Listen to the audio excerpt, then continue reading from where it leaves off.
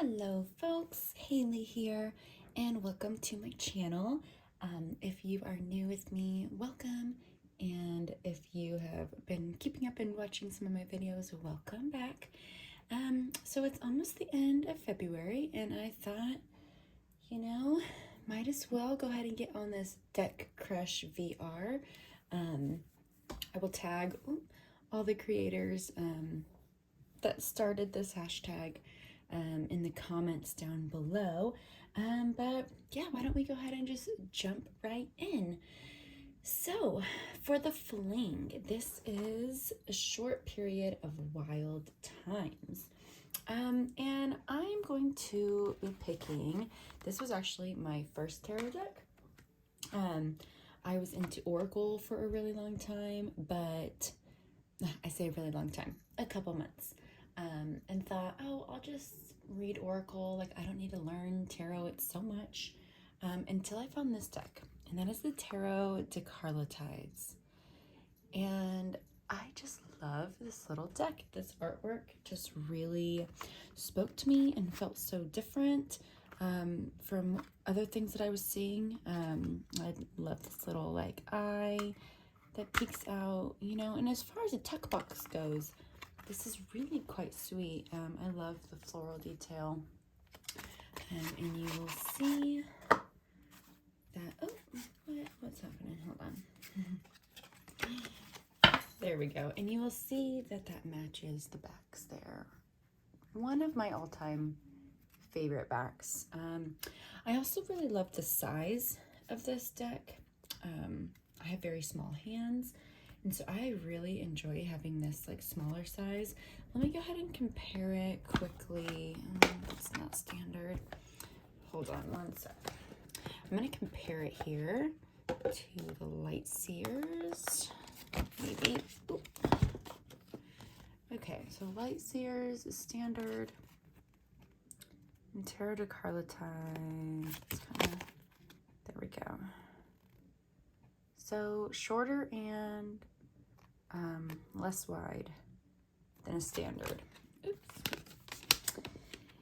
And for my tiny little hands, it is perfect. I wish they made more decks in this size, quite honestly.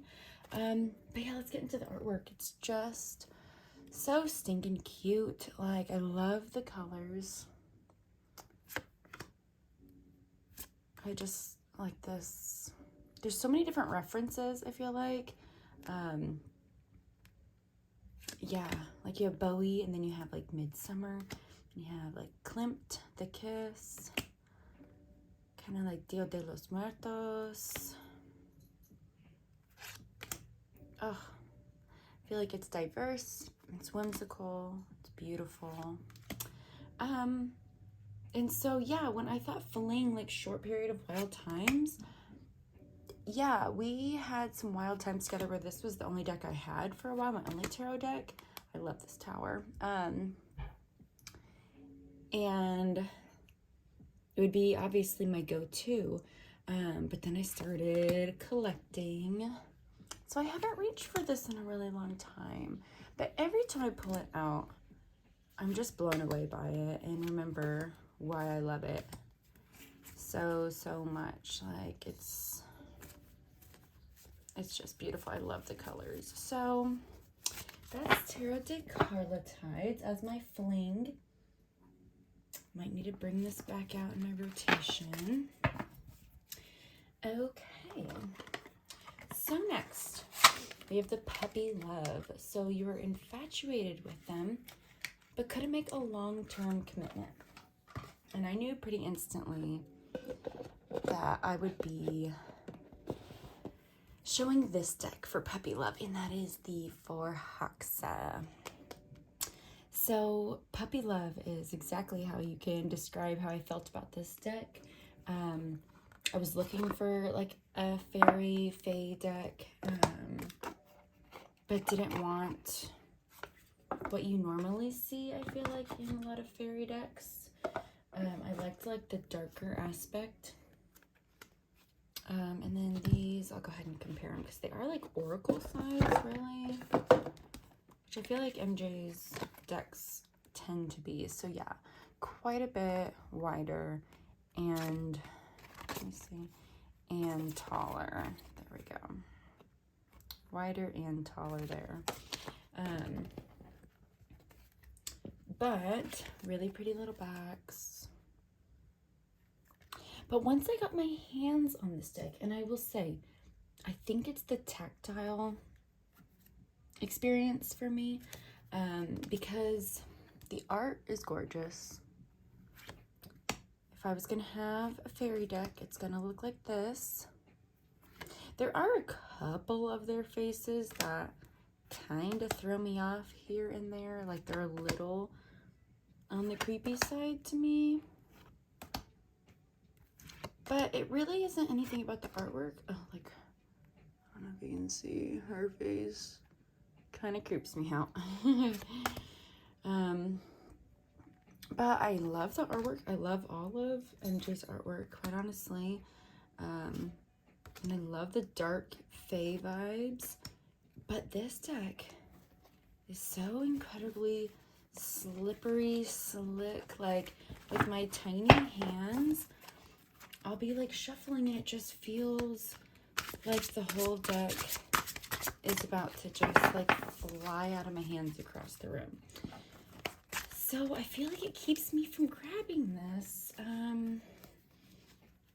But I mean, it's beautiful, but it's just so slippery. So that's the for Hoxa, which is my puppy love. Definitely infatuated with, and it's not going anywhere. I mean, I still really like this deck.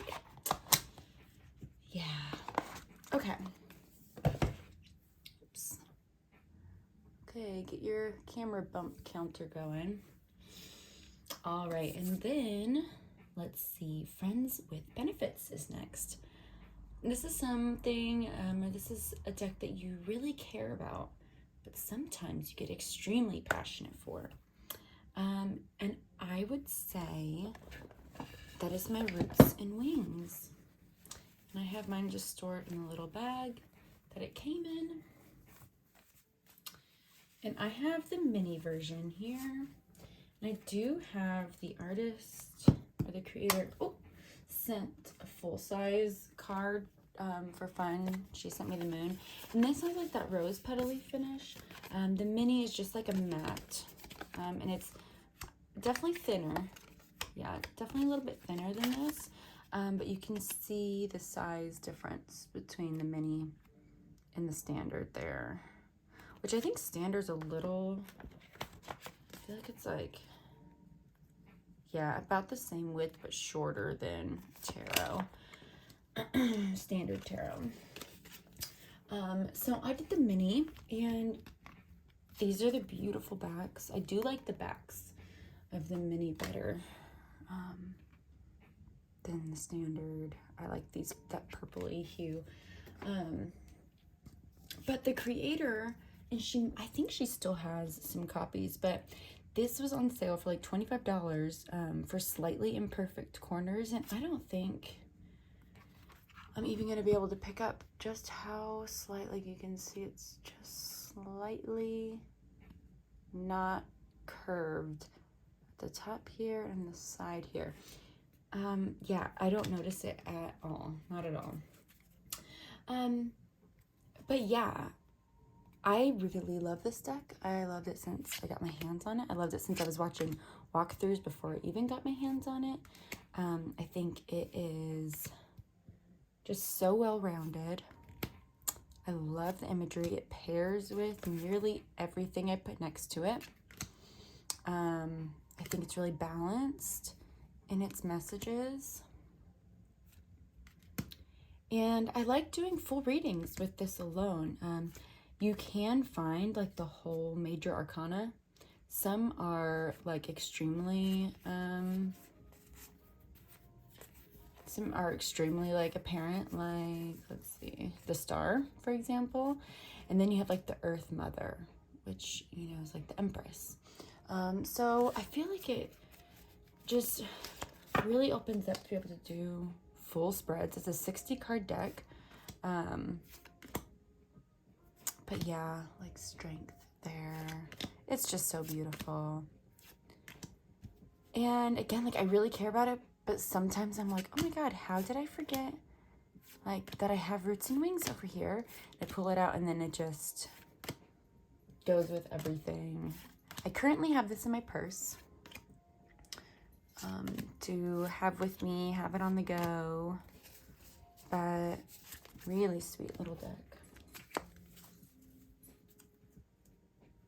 And it comes with, where is it? It comes with this little spread. It comes with like a tiny little book of like basically keywords, or like about a sentence or two for each of the 60 cards. But it comes with this garden spread that I love doing with this deck, but also with tarot. I really enjoy doing this little garden spread, and it kind of breaks it down there for you if you want to pause to read. But yes, love Roots and Wings. The benefits of being friends with this deck. They're there, that is for certain. Okay. Next, oh, I can't get it in this bag. Come on. Okay. Next is the One Night Stand. Oh no, I'm sorry. Love at First Sight. Okay. So for Love at First Sight, I was in between. There could be a couple different decks that could go in this slot. But I'm going to go with what I would consider my favorite Oracle deck. At least at the moment that I'm filming this, and it has been for a couple months now. But that is the Sacred Symbols. I really love this deck.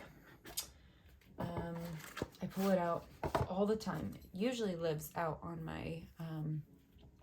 my desk here. I did edge mine in red, and I feel like it just makes it really cohesive, and I love it. But yeah, this deck, talk about balanced, talk about poignant. Like, I feel like it just, I use it typically to, like, get overall energy from my readings. And it does a beautiful job at that. Really beautiful. And yeah, deck I loved at first sight. Like, I feel like I hadn't seen it on Amazon, and then it just like popped up one day. I've looked at Oracle decks on Amazon 100 times over, and I never seen this. It's not new, but I just had never come across it. And I did, and I was like, oh, and I was looking for something I could pair with nearly everything. And I like that, the colors are bright, but they're like not, I don't know, they're like just muted down enough. Even the bright colors like aren't too bright. But yeah, I really love this deck. Definitely love at first sight. And again, I could have put quite a few different decks in that spot, but this is for real one of my favorites. Okay, and now it's the One Night Stand. So you tried it out, but you moved on from almost immediately. And that is the Wild Unknown. I have the Pocket Tarot here. And this deck was one of those that when I first saw it just around the tarot community, I really was not into it. I did not like the backs. They kind of hurt my eyes. I like line work, but something about this just felt too much. And so I do love this Justice card, and this is like the updated Justice card. I do love that. But yeah, I have tried reading with this. It's not like I don't pick up messages. It's just not how I typically pick up messages. And it just feels a little bit more like a strain. I feel like this is a deck that I need to give like some dedicated time to spending with it. yeah, it's like just okay for me right now. I love her Archetypes deck. Kim Kranz. I love the Archetypes deck. But there's just something about this. And like the full size would have been way too much for my eyes to handle. So I got the pocket size because it was on sale and I had a Target gift card. So that's how I even ended up with this. Which again, like I'm happy to have it. I feel like it's a deck that once I get to know it and give it a little bit more like dedicated time, I feel like it would be one that I really enjoy and love, and maybe will become like a one that kind of goes on the go with me. But for now, yeah, it can stay in its little tin and just look cute over there. Okay, so this is the We Were on a Break that friends reference there. And this is a deck you separated from for any reason. So, there was one other one that I'm not going to mention because I'm trying not to cheat here. But I decided that I was going to go with this one because I feel like I got this with really good intentions of having a deep dive year and not purchasing any more decks. That pretty much went right out the window. And so I haven't been able to give this deck the time that it needs and the time that I want to give to it. So we're on a break because there's going to be a point in time when I'm ready to really dedicate myself to studying and taking in all that is the Star Tarot. So this is, I want to say it's the 2nd edition. It is borderless and it is huge. Again, let's see, standard. Yeah. Can you see the difference here? Yeah, very tall cards. And like, let's just look at Tarot DeCarla Tides. Yeah. So like this card is perfect size for my hand. This is really big. Like when I'm going to overhand shuffle, it's quite a bit. I can only grab maybe like a 1/6 of the deck to like, not stretching it. That is really stretching it for me. So it's really large. This might get trimmed one day. We'll see. I don't know.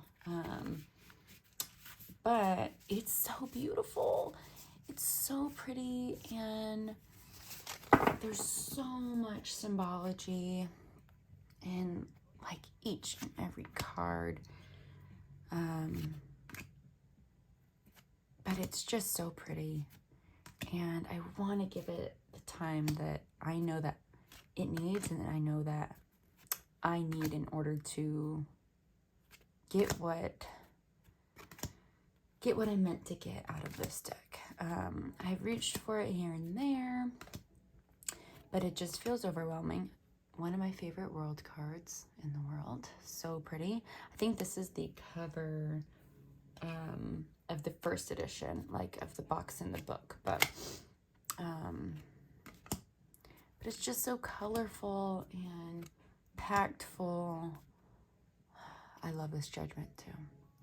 Packed full of symbolism, and I love this 4 of Swords. 4 of Swords is one of those like indicator cards for me, and I love this. I love this.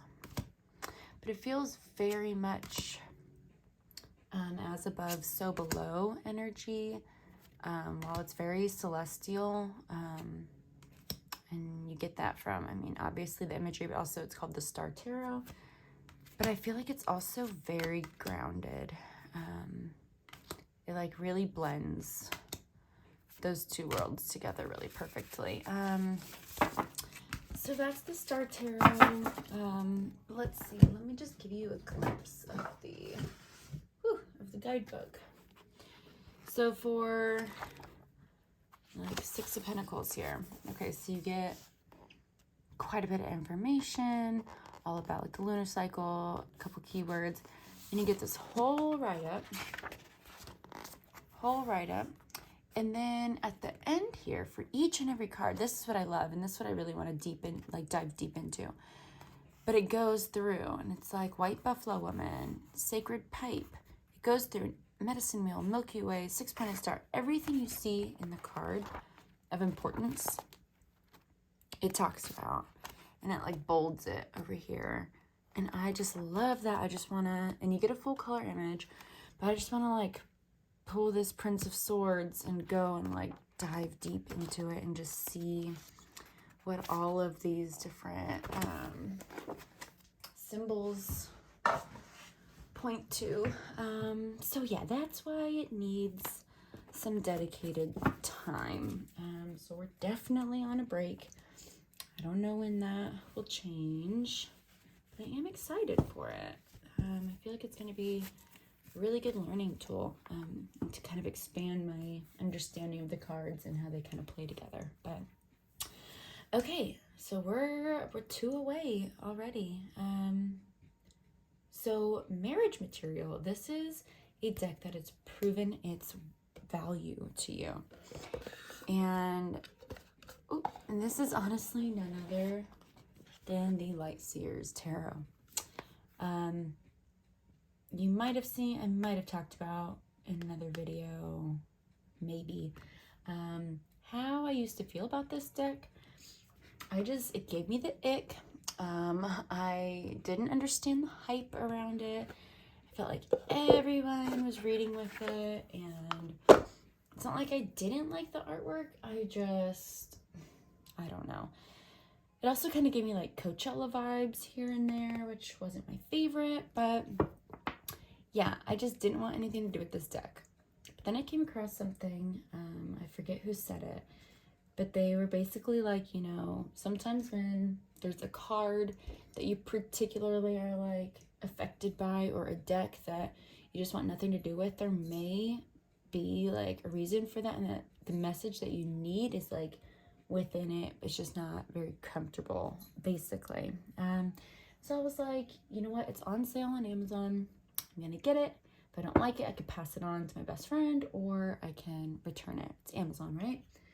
So I got it and fell in love. Like, well, okay, it took me like 1 or 2 readings where I think I still had that like,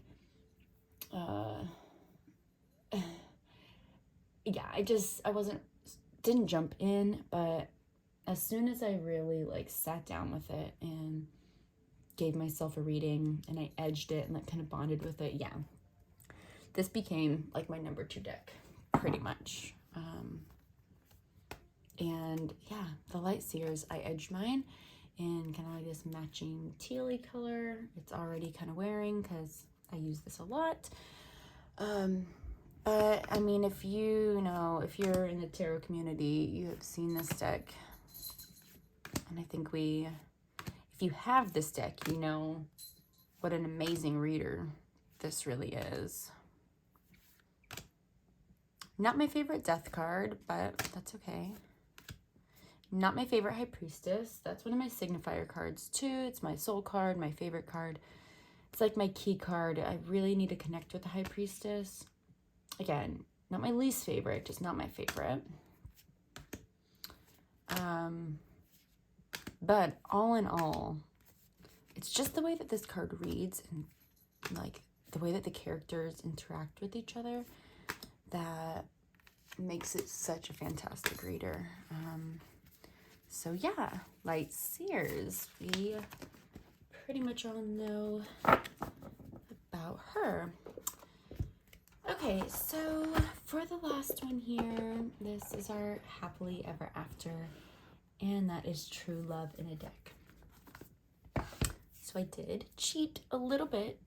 I saved it for last, but I'm going to show you my all-time favorite deck, and then I am going to show you a new one to my collection that became an all-time favorite very fast, very, very fast. Like, I got like 2 cards into it once it got here, and I was like, oh my god, I have to do an unboxing.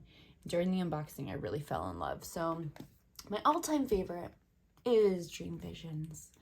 This is my soul deck. I'm obsessed. This is the 2nd edition, and these are the beautiful backs. 2nd edition does come with a little guidebook. It's short and sweet, but it's pretty good. I mean, like, really short and sweet, but like you just kind of get like a blurb, and that's a major. But the artwork is honestly so intuitive. I never reach for that guidebook. These are the edges here, like this matte deep sky blue, and again the gorgeous backs. Let me see. Okay, let me make sure some of my favorite cards are up here, because again, this is my favorite deck, so I do what I want. Okay, just jump right in right here. So I love non-traditional hierophants. I think this may be one of my favorite hierophants. Yeah, I just love this like divine knowledge, this balanced knowledge. So good. And this hermit. I really hope that you can pick up just the color usage in this deck. I love the way that she uses black throughout. Really sets the mood in so many different cards. My favorite High Priestess card. I'm obsessed with her. Like, she is glowing. That's a great. These matte cards. I like put like a oil on my hands before I read, and they just kind of. Oh, but the colors. Oh my god. The Lovers. This moon. It's just so like moody.